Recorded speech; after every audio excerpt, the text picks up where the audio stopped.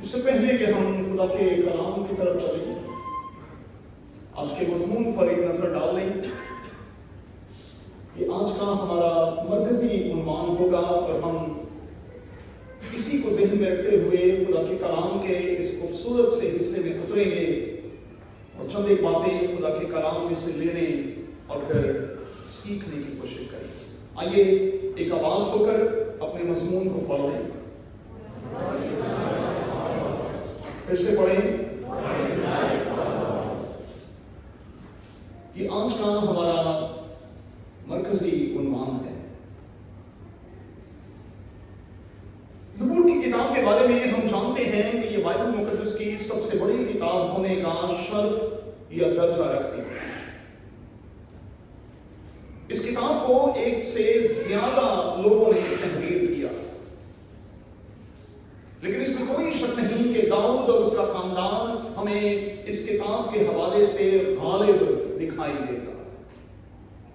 زبور کی کتاب کے 150 زبوروں میں سے 73 زبور مقدس داؤد نے اور 2 زبور اس کے بیٹے سلیمان بن داؤد نے اپنے ہاتھوں سے لکھے۔ 150 زبوروں میں سے 75 زبور جو ہیں ان پر داؤد کا گھرانہ جو ہے اس کی گرفت ہمیں دکھائی دیتی۔ 12 زبور جو ہیں بنی آصف نے لکھے ہیں، 10 زبوروں پر بنی کورہ کا نام ہے، 1 زبور ایتان ازراقی، 1 زبور ہیمان ازراقی اور 90 زبور مرد خدا موسیٰ کی دعا ہے۔ اگر آپ غور کریں گے تو 150 زبوروں میں سے 100 زبور ایسے ہیں جن پر ٹائٹلز موجود ہیں، سرنامے موجود ہیں، جو ہمیں اس بات کا پتہ دیتے ہیں کہ ان زبوروں کو کس شخص نے لکھا۔ 50 کے قریب زبور ایسے ہیں جن پر لکھنے والوں کا نام کندہ نہیں، اور میں ہمیشہ کہتا ہوں کہ خدا کے کلام کے سنجیدہ طالب علموں کا وتیرہ یہ ہونا چاہیے کہ جہاں خدا کا کلام خاموش ہے ان کی زبانیں بھی بند رہیں۔ آپ قیافوں سے کام نہ لگائیں، تک بندیاں نہ لگائیں، اپنی انٹرپریٹیشنز جو ہیں ان سے باز رہیں۔ یہ خدا کا الہام ہے، اور یرمیہ کہتا ہے کہ آئے اس پشت کے لوگوں خدا کے کلام کا لحاظ رکھو۔ اور جب ہم اپنی انٹرپریٹیشنز کرنے کی کوشش کرتے ہیں، اپنی تشریحات میں پڑ جاتے ہیں، تکے لگاتے ہیں، تو پھر ہم کسی نہ کسی طور پر خدا کے کلام کی اس سعادت اور اس برکت سے اپنے آپ کو محروم اور پھر محروم اور پھر محروم کرتے چلے جاتے ہیں۔ 137واں زبور 136ویں زبور کی طرح 80ویں کا زبور کہلاتا ہے۔ یروشلم سے سوائے 700 میل کا پیدل سفر کروانے کے بعد لوگوں کو بابل یعنی عراق لایا گیا۔ اس بات کو کبھی نہ بھولیے گا کہ عراق کا پرانا نام بابل ہے۔ اب بابل کی ندیوں پر بیٹھ کر اسیر کرنے والوں نے قوم سے کہا ہے کہ اپنے ملی نغموں میں سے کوئی نغمہ ہمیں سناؤ۔ اور آپ جانتے ہیں کہ ہمارے اس ریجن میں ملی نغموں کی کیا قدر اور کیا اہمیت ہے۔ آپ یقین مانیں کہ جب 23 مارچ کو اور پھر 14 اگست کو ہم اپنے چرچز میں اور مختلف جگہوں پر ملی نغمے گاتے ہیں تو آج بھی ہمارا خون جو ہے وہ گرم ہو جاتا ہے، چونکہ یہودی قوم گانے اور بجانے والی قوم تھی، اس لیے ان کو کہا گیا، اگر آپ اسے ڈیپلی تھوڑا سا جا کر دیکھیں تو انہیں چھیڑا گیا، اور چھیڑنے کے سے انداز میں کہا کہ ہمیں اپنے ملی نغموں میں سے کوئی نغمہ سناؤ، گاؤ۔ اور زبور نویس لکھتا ہے کہ ہم کیسے گائیں، کیونکہ ہم نے تو اپنے ستاروں کو درختوں پر ٹانگ دیا ہے۔ ہم تو پردیس میں ہیں، اب پردیس میں ہوتے ہوئے ہم کس طرح سے اپنی خوشی खुशी का इजहार करें। परदेश में होते हुए हम किस तरह से गाएं, और फिर इस ज़बूर को लिखने वाले ने कहा कि यरूशलेम, अगर मैं तुझे भूलूं तो मेरा दाहिना हाथ हुनर भूल जाए। आए यरूशलेम, अगर मैं तुझे भूल जाऊं तो मेरा दाहिना हाथ हुनर भूल जाए। और आए यरूशलेम, अगर मैं अपनी बड़ी से बड़ी खुशी पर तुझे तरजीह ना दूं तो मेरी जुबान मेरे तालू से चिपक जाए। फिर से कहूंगा, इसे दुआ के तौर पर एक्सेप्ट कर लें या बद्दुआ के तौर पर, डिपेंड करता है कि आप इस आयत को किस तरह से लेते हैं। क्या वाकई हम में से कुछ लोग आज ये कहेंगे कि अगर मैं यरूशलेम को भूल जाऊं, नए अहदनामे की रोशनी में यरूशलेम से मुराद है कलीसिया, खुदा के लोग। इसका सादा सा ट्रांसलेशन ये हुआ कि अगर मैं खुदा के लोगों को भूल जाऊं तो मेरा दाहिना हाथ काम करना भूल जाए। इसे और ज्यादा वाज़ेह करूं तो ज़बूर नवीस ये कह रहा है कि मैं पैरालाइज्ड हो जाऊं। क्या मैं और आप चाहेंगे कि हम पैरालाइज्ड हों? मुझे माफ कीजिए, कभी भी नहीं। हम कभी भी ये नहीं चाहेंगे कि जिस्म का कोई अज़ा जो है वो जिस्म के साथ तो हो लेकिन डेड हालत में हो।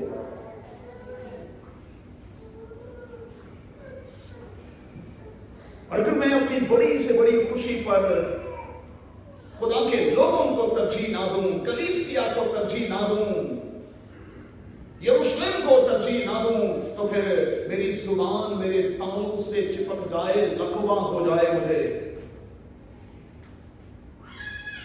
ना बोलने के लायक रहूं, ना खाने के लायक रहूं।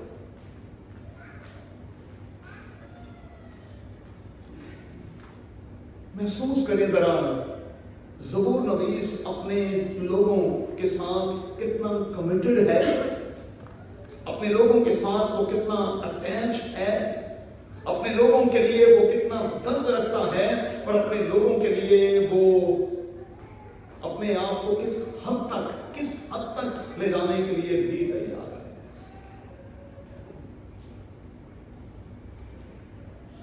जिंदगी क्या है? जिंदगी यही है कि हम एक दूसरे के साथ अटैच रहिए।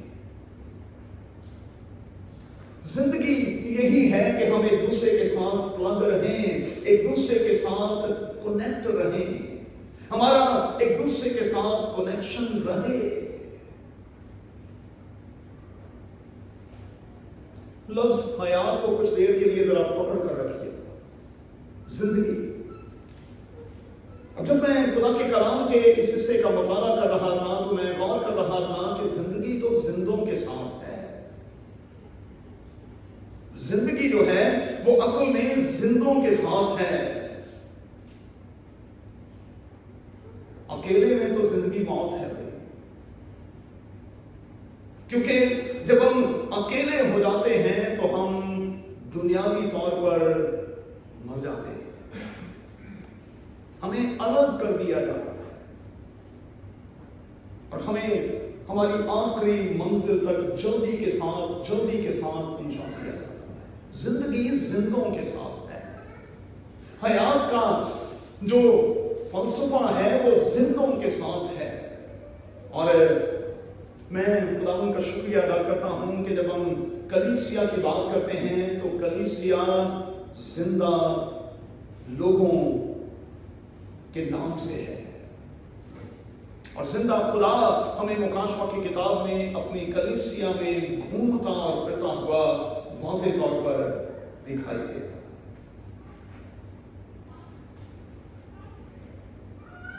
हमें जिंदों के साथ रहना है।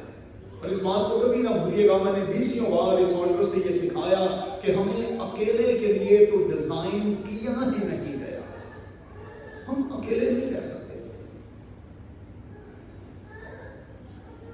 اکیلے ہوتے ہیں تو پھر آواز گونجتی ہے کہ آدم کا اکیلا رہنا اچھا نہیں، اور پھر بائبل کا خدا پلان کرتا ہے کہ اس کے جیسا، اس کی مانند ایک ساتھی اسے بھی دے دیا جائے تاکہ وہ اس کے ساتھ گفتگو کرتا رہے، اس کے ساتھ گفتگو کے سلسلے کو جاری رکھے۔ اب جب زندوں کی بات ہو رہی ہے تو زندوں میں اچھے لوگ بھی ہوں گے اور کم اچھے بھی ہوں گے۔ میں نے کبھی آلٹر سے لفظ برا استعمال نہیں کیا، لفظوں پر غور کریں۔ جب آپ زندوں کے ساتھ زندگی گزارنا چاہتے ہیں تو پھر آپ کے ارد گرد ان زندوں میں کچھ اچھے لوگ ہوں گے اور کچھ کم اچھے لوگ ہوں گے، لیکن آپ کو تو ان سب کے ساتھ زندگی بسر کرنی ہے، آپ کٹ نہیں سکتے۔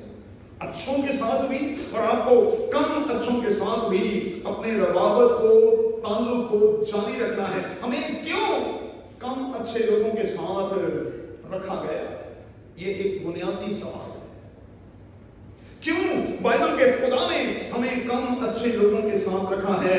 اس لیے کہ ہم ان کے ذریعے سے زندگی کے کچھ تجربوں کو لے کر اچھے اور پھر اچھے اور پھر بہت اچھے ہوتے چلے جائیں۔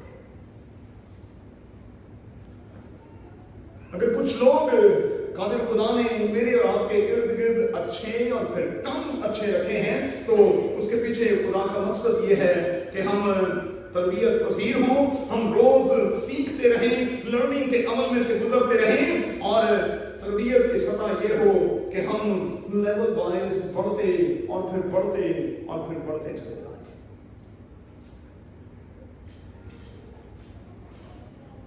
اس کے لیے بڑا ضروری ہے کہ ہم خدا کے کلام کو پڑھیں، زندگی کی اس کتاب کو پڑھیں جسے کتاب حیات کہا جاتا ہے۔ زندگی کے بارے میں علم حاصل کرنے کی کوشش کریں۔ اب علم کیا ہے؟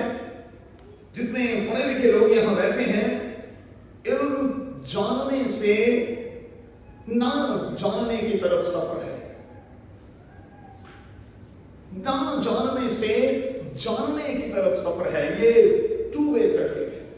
وہ چیزیں جو ہم نہیں جانتے ہم جاننا چاہتے ہیں، اور یہی زندگی ہے، یہی علم ہے، یہی لرننگ ہے کہ ہم ہر روز کچھ نہ کچھ زندگی کے حوالے سے جان رہے ہوتے ہیں، پہچان رہے ہوتے ہیں، نیا تجربہ کر رہے ہوتے ہیں۔ سو خدا کے کلام کو پڑھا کریں بھائی، کیونکہ ہوسیہ کی کتاب میں لکھا ہے کہ میرے لوگ عدم معرفت کی وجہ سے ہلاک ہوئے۔ انہوں نے علم کو نہیں لیا، نالج کو نہیں لیا، اور خدا کے کلام کا نالج نہ ہونے کی وجہ سے لوگ ہلاک ہو گئے۔ اس دنیا میں، جس معاشرے میں میں اور آپ سانس لے رہے ہیں، اس معاشرے میں مختلف طرح سے، مختلف طبیعتوں کے، مختلف مزاجوں کے، رویوں کے لوگ میری اور آپ کے ساتھ چل رہے ہیں، اور ہمیں ان کو ساتھ لے کر چلنا ہے۔ ان اشخاص کو ہم نے ساتھ لے کر چلنا ہے۔ کیوں؟ کیونکہ ہم ان کے بغیر جی نہیں سکتے، ان کے بغیر رہ نہیں سکتے۔ اب ذرا پھر سے 137 میں زبور پر آ جائیں۔ ایک بڑا باریک سا نکتہ میں آپ کو سمجھانے لگا۔ اس زبور کو پڑھنے پر جسے ایک تاریخی زبور کی حیثیت حاصل ہے، جو بات میں نے سیکھی ہے وہ آج شام میں آپ سے شیئر کرنا چاہتا ہوں۔ اس تاریخی زبور میں اصل میں اس خیال کو میرے اور آپ کے لیے رکھ دیا گیا ہے کہ اگر کسی شخص کو کسی قوم کو مار دینا ہو تو پھر دو کام کریں. اگر آپ کسی شخص کو, کسی خاندان کو, کسی قوم یا قبیلے کو مار دینا چاہتے ہیں تو پھر دو کام کریں. پہلا کام, ان کی تاریخ ان سے لے لیں, ہسٹری لے لیں, تاکہ انہیں بالکل پتہ ہی نہ ہو کہ ماضی میں ان کے ساتھ اور ان کے آباء و اجداد کے ساتھ کیا ہوا ہے. بائبل مقدس کس پیٹرن پر لکھوائی گئی ہے؟ یہی کہ ہم شریعت کی اس کتاب کو ٹرانسفر کریں.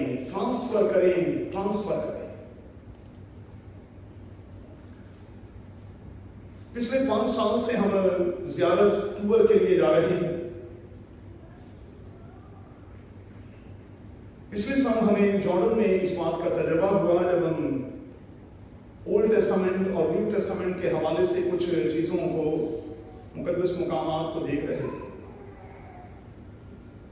ہم کوشش ہمیشہ یہ کرتے ہیں کہ ہمیں کرسچن گائیڈ ملے, ایسے گائیڈ جو دوران سفر ہم سے یہ کہیں کہ اپنی بائبل کھول لیں,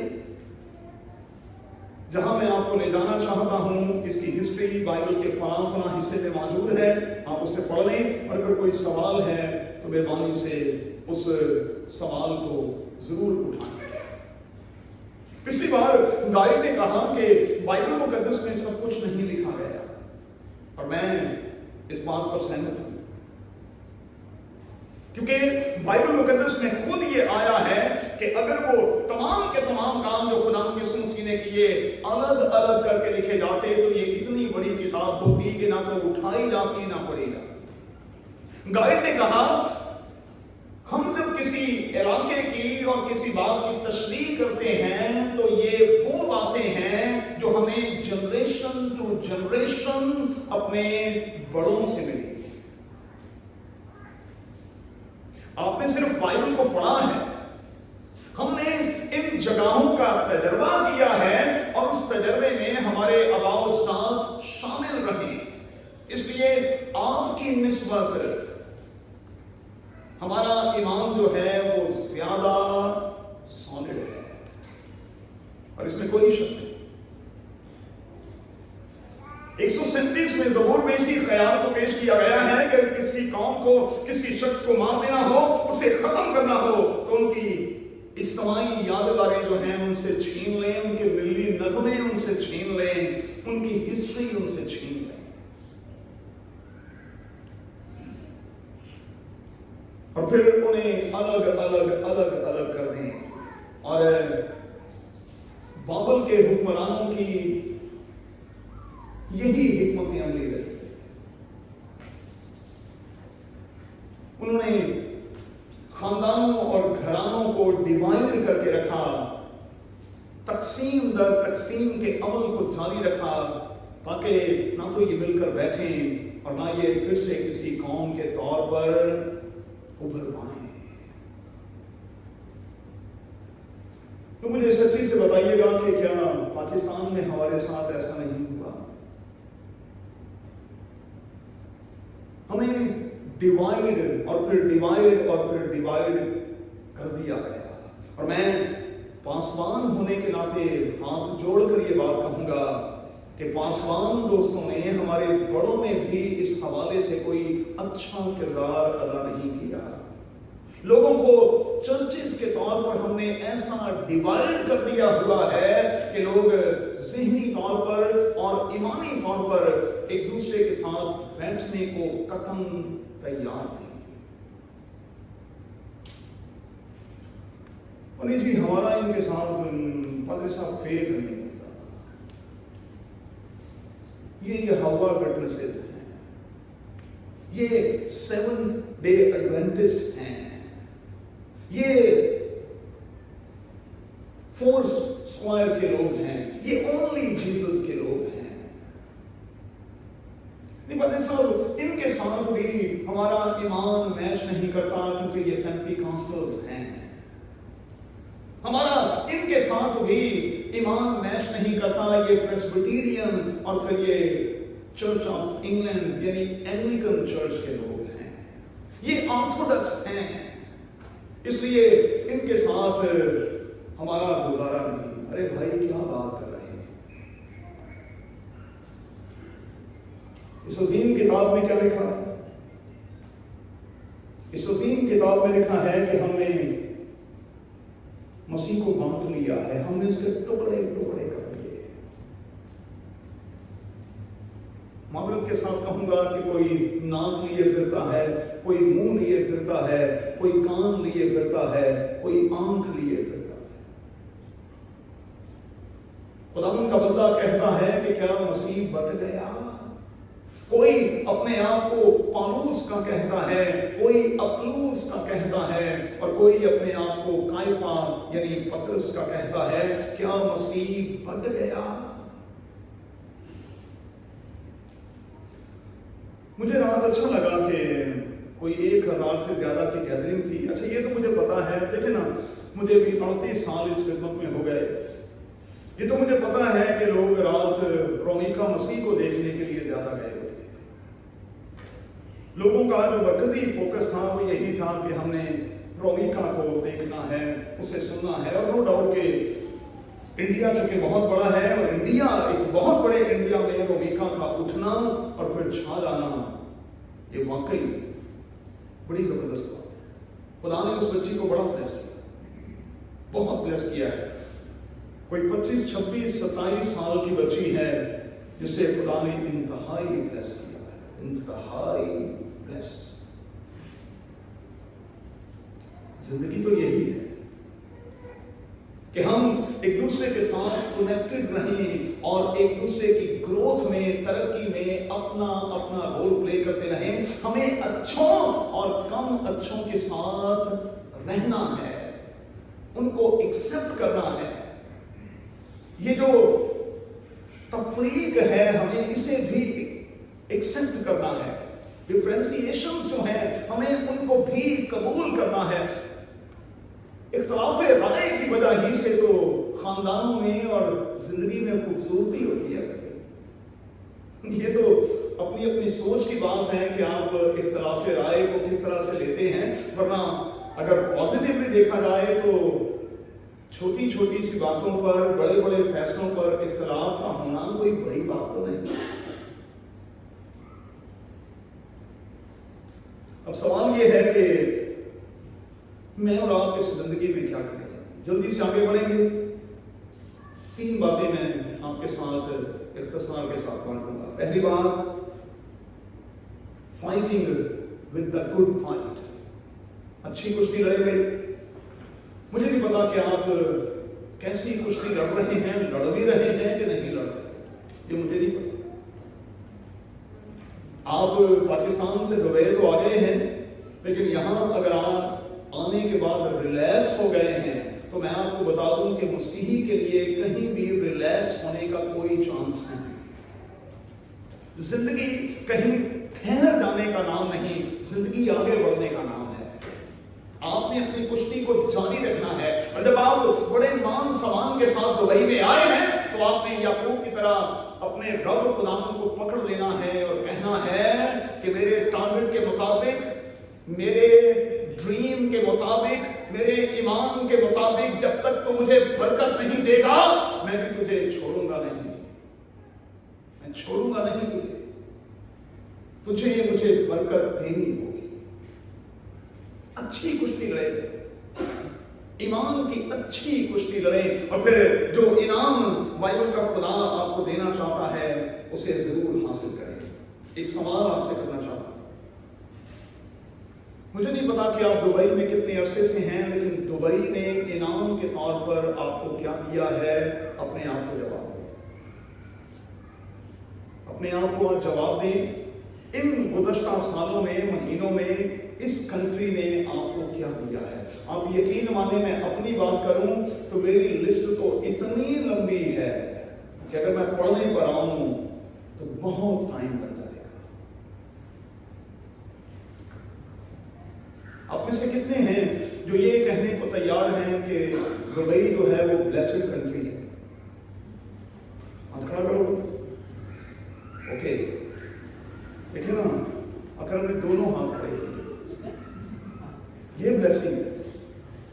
काश के मेरे 4 होते, मैं 4 खड़े करता, और कभी मुझे बाहर मौका मिले तो मैं बाहर भी कहीं रोड पे पब्लिकली ये बात कहने और करने को तैयार हूं कि ये blessed country, blessed country, bless किया है इस कंट्री ने हमें, हमारे खानदान को, हमारे अपनों। अच्छे फाइट लड़ेंगे। अब हो क्या रहा है, हमें लड़ना किससे है? शैतान से। और हम लड़ किससे रहे हैं? एक दूसरे से। देखो ना, मतलब ये अपनी ताकत जाया कर रहे हैं, अपनी एनर्जी वेस्ट कर रहे हैं, अपना टाइम वेस्ट कर रहे हैं, अपना रुपया पैसा वेस्ट कर रहे हैं। लड़ना कितना, मुकाबला किससे करना है? बाइबल मुकद्दस में सिर्फ ये लिखा है कि तुम इब्लीस का मुकाबला करो तो वो तुमसे भाग जाएगा। असी कितना मुकाबला कर रहे हैं। और देखो ना, मैं क्या कहूं, हम एक दूसरे के साथ मुकाबला करने में जुटे हुए हैं और पता नहीं कब इस ख्याल को समझ पाएंगे कि जब हम आपस में भिड़ते हैं तो इब्लीस दूर खड़ा होकर तालियां बजा रहा होता है, तमाशा कर रहा होता है, क्योंकि वो तो खुश होता है कि आपस में लगे रहना, क्योंकि वो जानता है, सीखने इस बात को, वो जानता है कि जब खुदावंद यीशु मसीह की उस दुआ की सूरत में जो यूहन्ना की इंजील के सफर में बाब में मौजूद है कि ऐ बाप फजल बख्श कि जिस तरह मैं और तू एक हैं, ये भी एक हो। इब्लीस जानता है कि जब ये एक हो गए तो ये यीशु की आर्मी हो जाएंगे और आर्मी तो सत्यानाश करके रख लेगी। यीशु की आर्मी तो सत्यानाश करके मेरा रख देगी, इसलिए वो हमें आपस में उलझाएगा। दूसरी बात, फिनिशिंग द कोर्स, अपने कोर्स को मुकम्मल करेंगे। मुझे नहीं पता कि आपने यहाँ आकर कुछ कोर्सेज शुरू किए नहीं किए, कुछ लर्निंग कोर्सेज शुरू किए नहीं किए, कुछ सीखना शुरू किया नहीं किया, लेकिन कुछ लोग ऐसे हैं जिन्होंने अपनी इंतहाई मसरूफियत के बावजूद भी कोर्सेज किए, डिग्रीज की और वो कामयाब हुए। अच्छा, हमें पंजाबी घरानों में पता नहीं कहां से ये सिखा दिया गया है कि देखिए जी, शादी के बाद ना बंदा कख नहीं कर सकता। हमें क्या बता दिया गया है? हमें ये पता नहीं कहां से ये बात हमें ठूंस दी गई है कि नहीं जी, शादी के बाद ना बंदा कख नहीं करता। मैं तो कहूंगा हमारी मिसाल लेने में, मेरी मिसेज ने 4 बच्चों के बाद नर्सिंग शुरू की और बगैर फेल हुए यूं करके 4 साल का डिप्लोमा मिलेगी। मेरा भाई डैलिस में पीएचडी कर चुका है, जिसके 2 बच्चे हैं। पादरी क्रिस्टोफर हॉक की बात कर रहा हूं। अब लोग कहते हैं कि जी बच्चों के साथ बंदा पढ़ नहीं सकता। डॉक्टर शाहनवाज सोतरा, डॉक्टर शहबाज सोतरा जो उनको जानते हैं, शादियों के बाद उन्होंने पढ़ना शुरू किया है और पीएचडी की है। शाहनवाज भाई की बात करूं तो वो जॉनसन एंड जॉनसन कंपनी के एशियन डायरेक्टर रहे हैं, 18 कंट्रीज पर काम किया। आप क्या बात करते हैं? बैजल की बात करूं तो बैजल ने अभी एमबीए किया। नैना की बात करूं तो नैना ने अभी इंग्लैंड से एक बहुत बड़ी डिग्री की है। अपने कोर्स को मुकम्मल करें। पता नहीं आप क्या कर रहे हैं। वो वक्त जो आप इधर उधर बिताते हैं, अगर वो पॉजिटिवली वो सारी की सारी एनर्जी अच्छे कामों में बसर करें, तो ऑनलाइन इतने कोर्सेज हैं, इतने इस कंट्री में मौके हैं कि आप हर रोज कुछ ना कुछ सीख सकते। अरे मैं बुढ़ा बंदा होकर 5 से 6 घंटे अगर रोज पढ़ता हूं तो आप तो जवान हो गए। पढ़ा करें, क्योंकि पढ़ने ही से बरकत है। अपने कोर्स को मुकम्मल करें। और आप में से कितने हैं जो अपने आप से ये सवाल आज कर सकते हैं कि मैंने अपने कोर्स को मुकम्मल किया है? मुकद्दस पौलुस कहता है, میں نے اپنے کورس کو مکمل کیا ہے، اب انعام جو ہے وہ بالکل میرے سامنے رکھا ہے۔ تیسری بات، کیپنگ دا فیتھ، اپنے ایمان کو قائم رکھیں، اپنے ایمان کو تھامے رکھیں۔ مکاشفہ کی کتاب میں اپنے عقیدے کو، اپنے ایمان کو جانے نہ دیں، لیکن اپنے ایمان کا اقرار جو ہے وہ بہت اچھے سے کرنے کی کوشش کریں، اپنے اقرار کو اچھے سے لوگوں کے سامنے پیش کرنے کی کوشش کریں، ورنہ آپ جانتے ہیں کہ کئی بار بائبل مقدس کی آیات کو جب ہم فیس بک پہ ڈال دیتے ہیں تو آپ پر بلاسفمی لگ جاتی ہے۔ تو آپ کو پتا ہونا چاہیے کہ آپ نے کون سی آیت کہاں پوسٹ کرنی ہے اور کہاں نہیں کرنی۔ اس بات کا کم سے کم ہمیں اب ادراک ہونا چاہیے، شعور ہونا چاہیے۔ اپنے ایمان پر ضرور بات کریں، لیکن ہم کسی کے لیے ٹھوکر کا باعث نہ بنیں۔ دانا بلا کو دیکھ کر چھپ جاتا ہے اور احمق اس کا سامنا کرتا ہے۔ ایمان کی بات کرنی ہے، یہاں کریں۔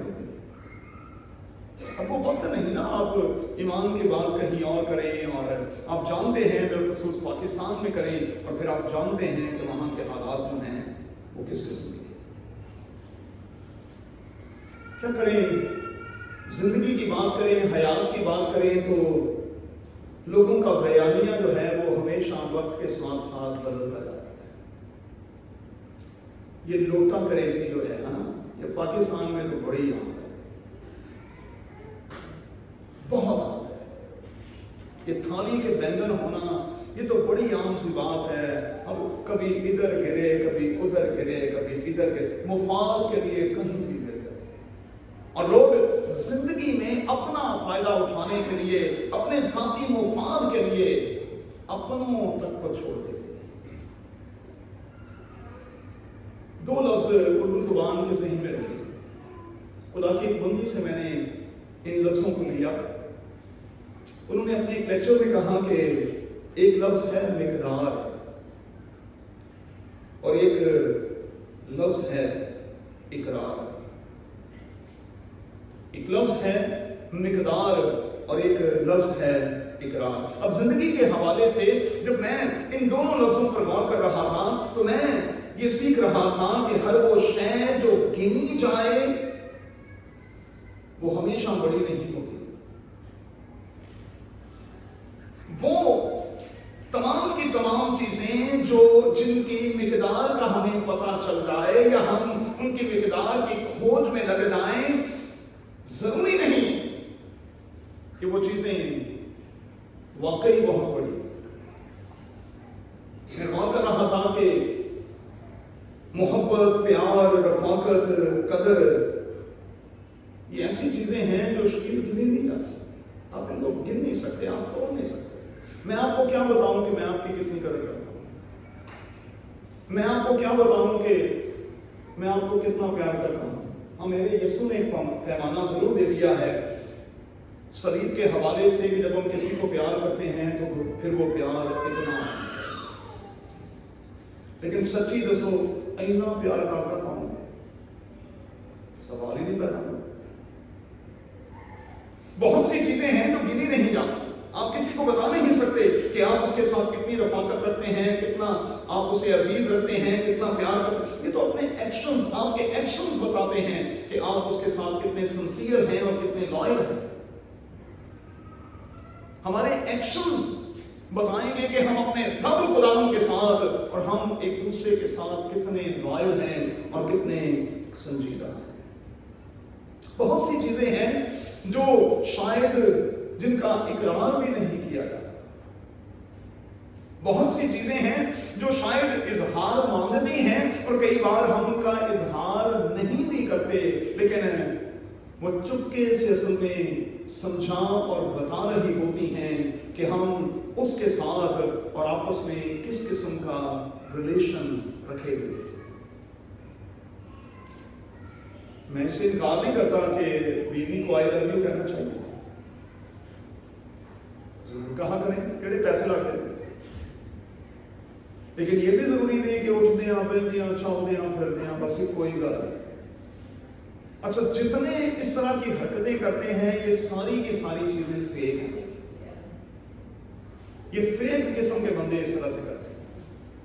میں انکار نہیں کر رہا کہ آپ اپنے بچوں کو ضرور کہیں کہ آئی لو یو، لیکن اس کا مطلب یہ نہیں کہ چوکے پیر بس کوئی گل ادھروں آئے منہ چومے لو یو، ادھروں آئے منہ چومے لو یو، ابا تینوں ہور کام کوئی نہیں، تینوں کوئی ہور کام نہیں، تینوں ہر ٹائم لو یو ہے بس.